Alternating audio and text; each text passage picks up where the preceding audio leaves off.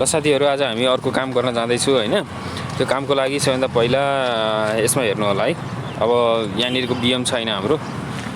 BM नभएको केसमा हामीले आफै बिएम खडा गर्न लागिरहेछौँ।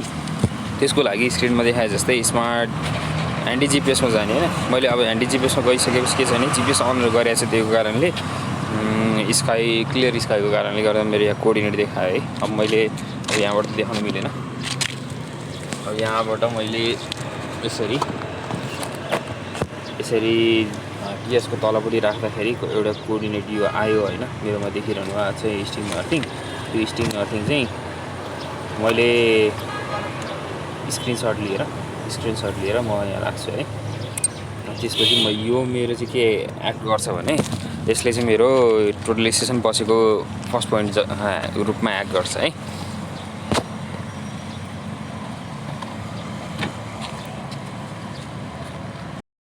अघि मैले स्क्रिन नम्बर हैन,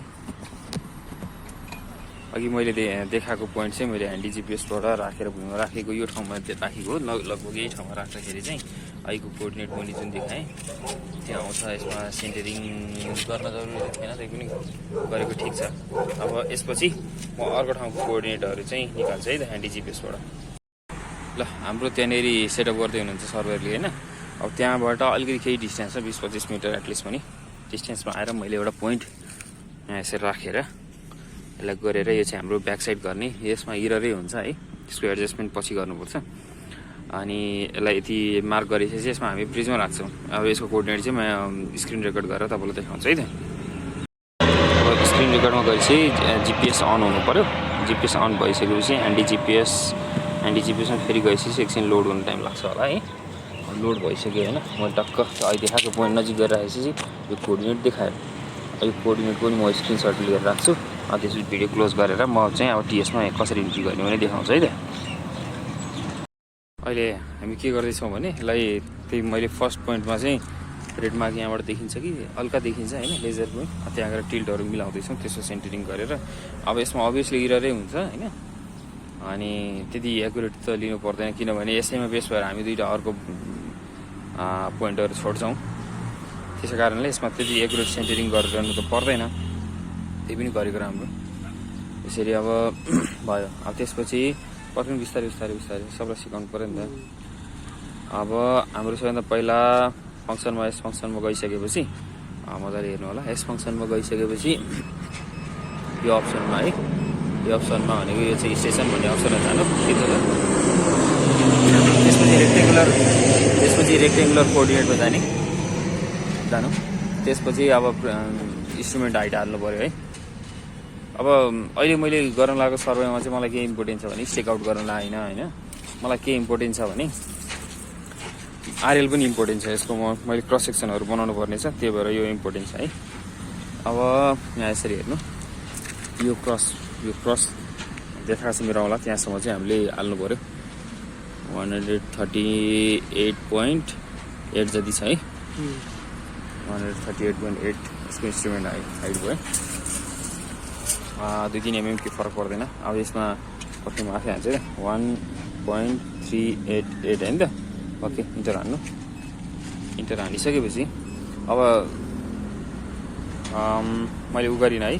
यसमा चाहिँ अब यो चाहिँ स्टेसन पोइन्टमा चाहिँ एन्टी जिपिएसबाट आएको फर्स्ट कोअर्डिनेट हाल्नु होला। अघि मैले स्क्रिनसट गरेर तपाईँहरूलाई देखाउँछु होला फोटोमा पनि। 302 होला होइन। ओहो, मैले टिल्ट गर्नुपर्ने थियो।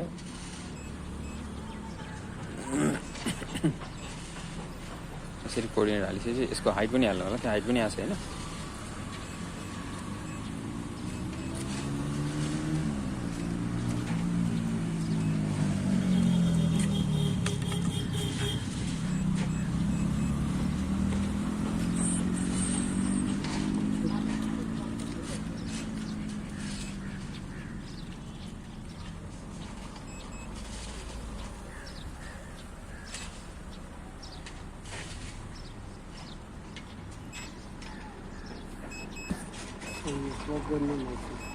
हजुर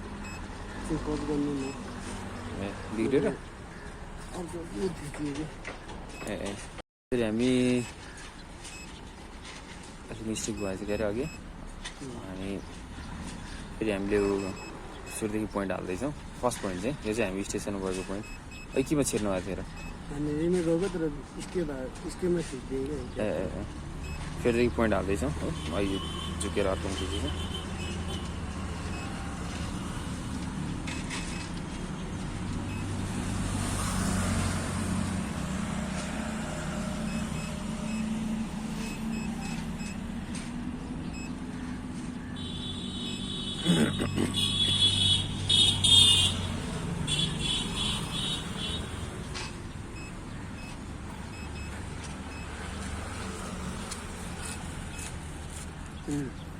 यो भइसकेपछि अब त्यसपछि इन्टर गर्नु इन्टर गरिसकेपछि त्यसपछि अब बिएसपी भनेको बिएसपी F5 मा बिएसपी छ नि F5 को बिएसपी खिचिसकेपछि अब त्यो ब्याक साइड पोइन्टको हाम्रो स्क्रिनसट गरेको दोस्रो पोइन्टको कोअर्डिनेट एन्डी जिपिएसबाट आएको दोस्रो कोअर्डिनेट चाहिँ हान्नु पर्यो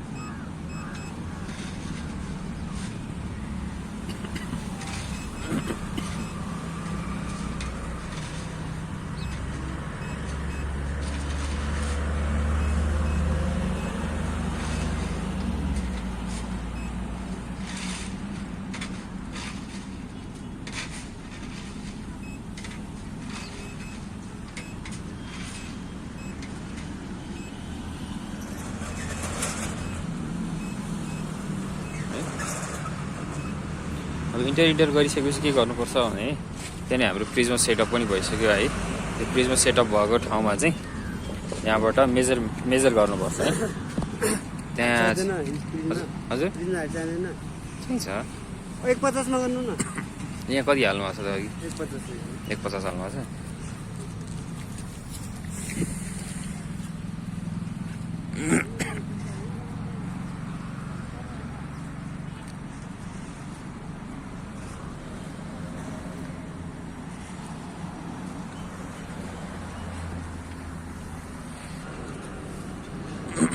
अब चाहिँ त्यसपछि अब यता स्क्रिनबाट हेरौँ त्यसमा त्यो प्रिजमा सेन्टर गरेर हामी स्क्रिनमा देखाएको जस्तै अनि मेजर गर्छौँ है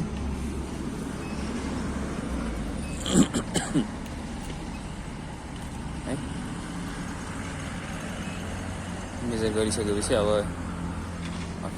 त्यसमा मेजर गरेर फेरि मेजर गर्नु न त्यसैमा मेजर गर्नु अब अघि जति भए पनि यो अहिले निक्लेको चाहिँ जुन ठाउँमा हामी बस्यौँ त्यो ठाउँमा चाहिँ त्यो जुन कोअर्डिनेट हाल्यो त्यही कोअर्डिनेट भयो होइन अब उतापट्टिको त अभियसली डिस्टेन्स मिल्दैन हाइटहरू मिल्दैन होइन यसको रिफरेन्समा जुन कोअर्डिनेट अहिले देखाइरहेछ एकचोटि मेजर गरेको रिफरेन्सको लागि अर्कोचोटि मेजर गरेको त्यसको भ्यालु निकाल्नको लागि त्यो भ्यालु यो जुन भ्यालु डिस्प्ले भइरहेछ स्क्रिनमा त्यो चाहिँ त्यहाँको कोअर्डिनेट हुन्छ है अब यसैमा बेस भएर पनि काम गर्न सकियो नभए अर्को 2टा पोइन्ट फालेर काम गर्न सक्यो ल यति भएपछि आजको भिडियो यहीँ समाप्त हुन्छ है त।